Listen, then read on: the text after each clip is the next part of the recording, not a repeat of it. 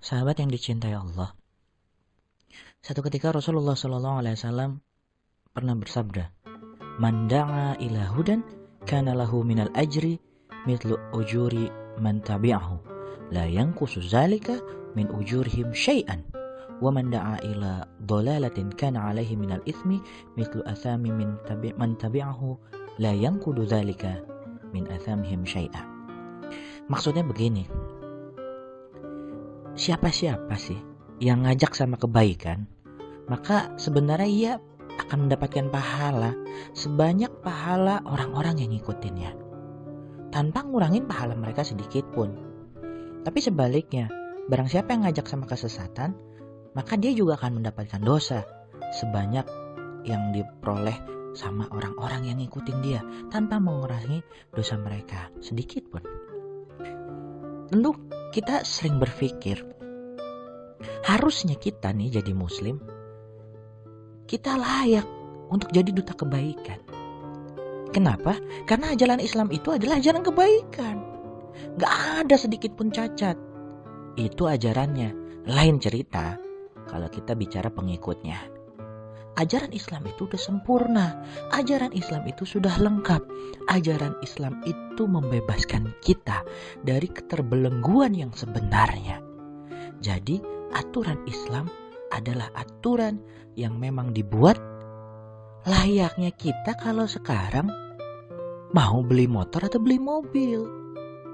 Kalau ibarat sekarang kita beli mobil dengan merek tertentu, maka manufaktur booknya kita memakai panduan dari perusahaan di mana mobil itu diproduksi. Begitu juga motor. Maka aneh seandainya kalau kita jadi muslim tapi panduan kita bukan manufaktur book yang memang dikasih oleh Allah, yaitu adanya Al-Quran dan sunnah dari Rasulullah SAW.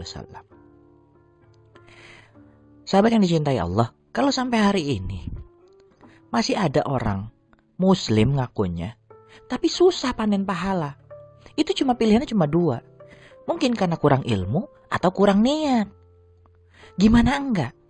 Sesuai dengan hadis yang sudah disampaikan, itu Rasulullah loh yang bilang, siapa yang mengajarkan, menyebarkan kebaikan, dan kalau ada orang yang mengikuti dia, maka dia akan mendapatkan pahala yang sama tanpa mengurangi pahala dia gitu.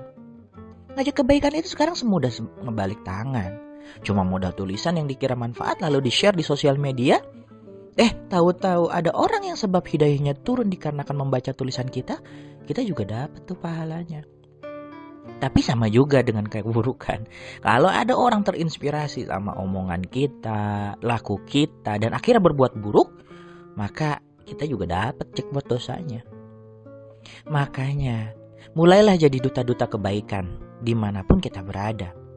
Ilmu sedikit, tapi direkam kuat sama hati sama akal, lalu diwujudkan dalam amalan dan akhlak, itu dia kece badai.